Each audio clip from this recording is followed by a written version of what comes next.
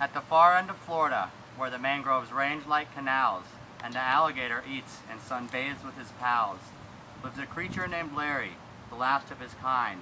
To find out why, we'll have to rewind. You see, something once happened that made Larry lonely. This something made Larry the one and the only. Who is this Larry, and why is he lonely? Why do we say he's the one and the only?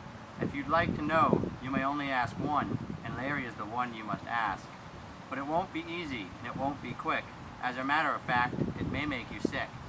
It's a story of mean men and one big nasty trick. But leave right away, and hurry you should, because the story is long, but the story is good. So I ran to the mangroves with vigor and might. When I first found his home, it gave me a fright. It was old and decayed, and a real ugly sight. On the porch sat some thing, rocking in his chair. His body had scales, but his head was all hair. On the porch read a sign, "Humans beware." But no chicken am I, this question I shared.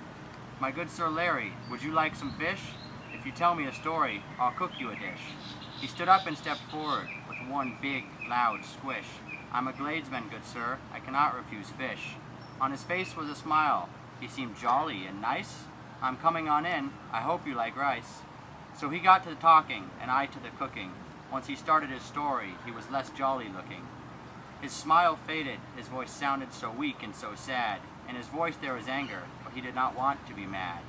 Long ago these mangroves were green, and my house did not look so bad. I had friends, I had family, how could I be sad? But one day it changed, and that is why I am sad, because humans came and took all that I had. Not a century ago, two men stood right where you stand. He gazed to this distance, as I heard what they planned. "This place is all water, but we'll make it land. We'll be so rich, won't it be grand?" I wish at that moment I had understood, because what happened next was far, far from good. They came with big metal beasts, who had long tubular mouth. These beasts drank all the water straight out of the south. When the water was gone, they brought in new beasts, who chopped down the trees from tallest to least. They built, and they still haven't ceased. This used to be a home with trees and canals, where thousands of animals hung out and were cows. This murky brown water ran clear as a spring, and we did not worry about anything.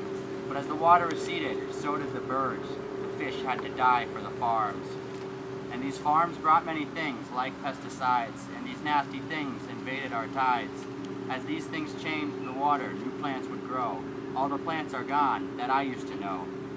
At this point in his story, a tear formed on his cheek. I'm the last of my kind, and my Everglades are weak.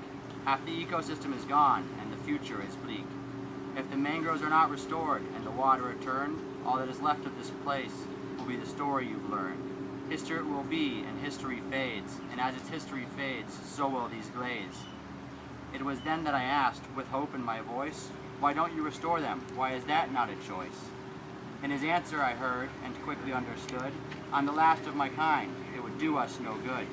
But if you would like to, restore them you should. But start right away, and hurry you must, because there is little time left. This you must trust."